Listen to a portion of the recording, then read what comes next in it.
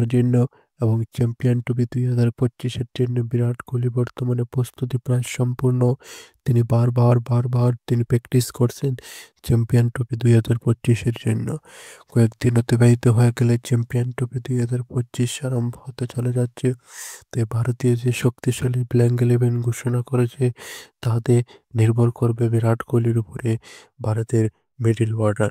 কিন্তু বিরাট কোহলি বর্তমানে ধারাবাহিক বাজে পারফরম্যান্সের কারণে তিনি ধারাবাহিকভাবে চ্যাম্পিয়ন ট্রফির আর কয়েকদিন অতিবাহিত হয়ে গেলে তাই আরম্ভর আগে তিনি ধারাবাহিক প্র্যাকটিসটা আরম্ভ করেছেন এবং দিল্লির হয়ে রঞ্জি ট্রফিতে খেলার জন্য তিনি সুযোগ পেয়েছেন এবং তিনি দিল্লির হয়ে রঞ্জি ট্রফি খেলার জন্য মাঠে নামবে হয়তো।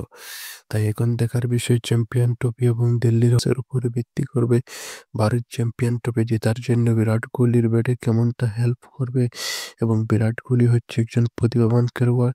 তিনি যে কোনো সময় বিপক্ষ দলের হয়ে আক্রমণাত্মক ব্যাটিং চালাতে পারে এবং তার এই আক্রমণাত্মক ব্যাটিং চালানোর ফলে ভারত বারবার ম্যাচ জিতেছে।